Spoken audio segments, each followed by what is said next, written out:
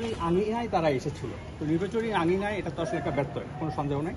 এটা পরবর্তীতে প্রিজাইডিং অফিসারকে বলা হয়েছে এবং এআরও এ ব্যাপারে এখন অনেক ভেরি স্ট্রিক্ট না। সো সেই যেটা করছে এখন বাকি যত প্রিজাইডিং অফিসার ঢাকা 6 আসনের মধ্যে আছে, এভরিওয়ান ইজ ইনফর্ম এবং নাথিং সাচ সিগনিফিকেন্ট এরকম কোনো কিছু আর হবে না বলে আমরা মনে করি। কোন দলের সমর্থক একটু বলা যাবে কিনা?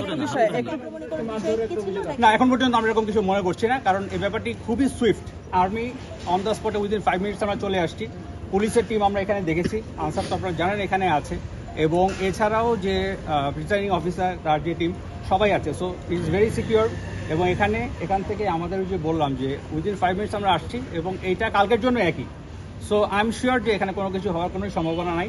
সবাই খুব নিশ্চিত ভোট দিতে আসবে, এটাই আমি মনে করছি।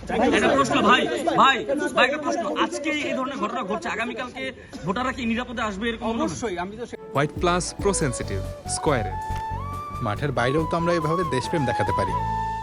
ভাই একটা বিষয় গুরুত্বপূর্ণ, যে ওই জায়গায় যে প্রিজাইডিং অফিসার আছে সেও স্বীকার করছে যে ওখানে মারধরের সেও স্বীকার হয়েছে, এবং ওখানে যারা দুই পক্ষের মধ্যে একটা মারধরের একটা ঘটনা ঘটছে। এই বিষয়ে আপনার বক্তব্য ছিল? এই ব্যাপারে যেটা হচ্ছে আসলে আমরা এটা দেখেছি, অভিযোগটা আমরা দেখেছি, দেখার পরে এখন ফার্স্ট কাজ হচ্ছে আমাদেরকে ব্যাপারটাকে সমাধান করা, তাই তো? সো এই জিনিস যেন ফার্দার না হয় সেটা হচ্ছে আমরা স্টপ করার চেষ্টা। ভোট কেন্দ্রের ভিতরে মারধরের বিষয়টা এই পর্যন্ত আমার বলার ছিল, আপনাদের অন্য কিছু বলার থাকলে আমি না, মারধরের বিষয়টা তো ভোট কেন্দ্রের ভিতরে। সত্যপুর কমিউনিটি সেন্টারের সামনে কি হয়েছিল কারাদণ্ডের একটা বিষয় বোঝাচ্ছিল। এই ব্যাপারটা আমি অবগত। একজনকে 2 দিনের কারাদণ্ড দেওয়া হয়েছে।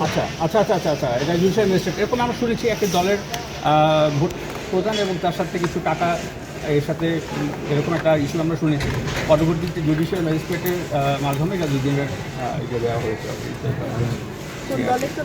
এটা আমরা আমরা একটা পরবর্তীতে আমরা এটা জানাবো।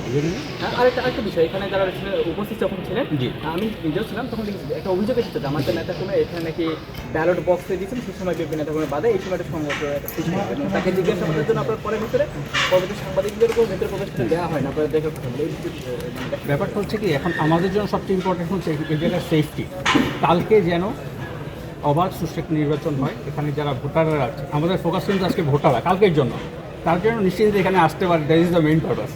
সো আমি অতটুকুই বলবো, আমরা এইভাবে কাজ করছি। ইনশাল্লাহ আপনাদের সহায়তা পেলে আমরা ইনশাল্লাহ কালকে খুব সুন্দর একটা নির্বাচন আমরা উপহার দিতে পারি। ধন্যবাদ।